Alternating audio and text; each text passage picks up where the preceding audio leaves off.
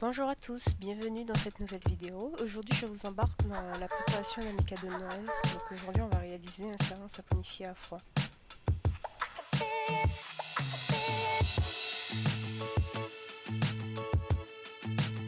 On commence par la pesée des ingrédients.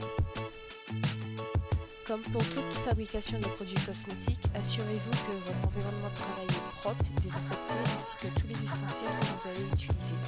Je ne le mets pas dans cette vidéo, mais je préfère vous le préciser.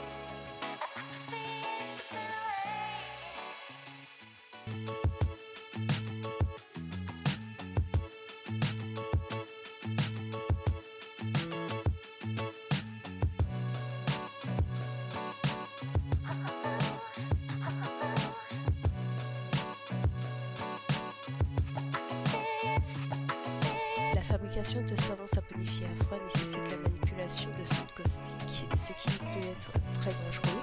Je ne précise pas dans cette vidéo la quantité de soude que j'ai ajoutée afin d'éviter qu'une personne non avertie réalise la recette. Je vous laisse passer au calculateur l'ensemble des mesures que j'ai faites dans cette vidéo afin de déterminer la quantité de soude à ajouter pour fabriquer ce savon.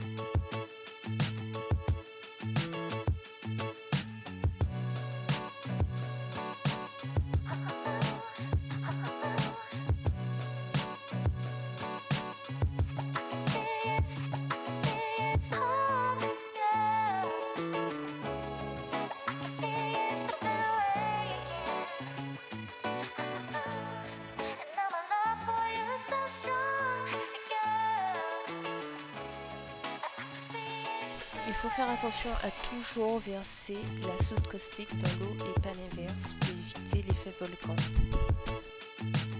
Le mélange de soude et d'eau est une réaction exothermique qui dégage de la vapeur toxique. Donc il faut faire attention à être dans un espace ventilé et apporter un masque à gaz. La chaleur est un élément qui accélère le processus de saponification. Pour éviter que ça n'aille trop vite et que ma pâte reste liquide assez longtemps, je laisse refroidir à peu près à 40 degrés les deux béchets. J'incorpore la lessive de soude au mélange d'huile en la filtrant pour enlever les éventuels résidus et les restes de soude dissoute. Je mixe le mélange jusqu'à atteindre la trace qui est à peu près un aspect de pâte à crêpes du mélange.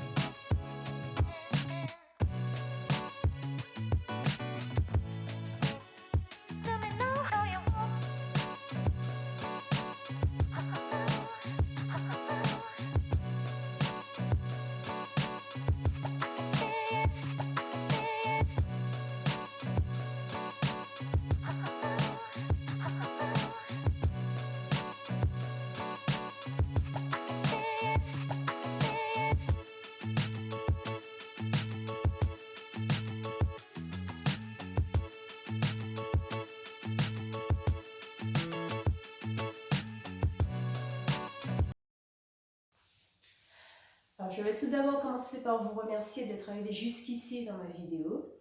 Donc maintenant, je vais vous expliquer pourquoi j'ai choisi ces 3 huiles pour mon savon. Donc la première qui est l'huile d'olive. Donc l'huile d'olive, une fois saponifiée, donne des savons ultra doux pour la peau. C'est pour ça que je l'utilise assez souvent.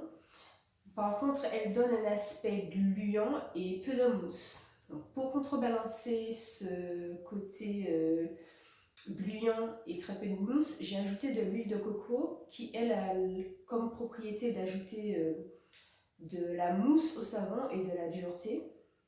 Et ma troisième huile, qui est l'huile d'avocat, je l'ai choisie parce que je trouve qu'elle donne un côté crémeux au savon que j'aime beaucoup, donc je l'utilise assez souvent. Par contre, c'est une huile qui est très très verte et je pense que c'est pour ça que mon savon sort aussi jaune. Donc il faut savoir que chaque huile apporte des spécificités au savon final. Et plus une huile apporte un côté moussant, plus elle va avoir un côté entre guillemets décapant, parce que c'est pas vraiment ça, mais qui va laver plus en profondeur que par exemple l'huile d'olive. Et du coup, il faut savoir trouver cet équilibre entre les huiles qui apportent de la douceur mais peu de mousse et celles qui apportent de la mousse et un peu plus décapantes. Et c'est vraiment en fonction des goûts. Hein. Je sais qu'il y a des gens qui apprécient beaucoup la mousse, donc j'essaye toujours d'avoir cet équilibre dans mes savons, surtout à ceux que j'offre à mes proches. Donc je vous remercie d'avoir regardé cette vidéo. On se retrouve très bientôt pour une nouvelle et je vous dis du coup à bientôt et surtout n'hésitez pas à vous abonner à ma chaîne.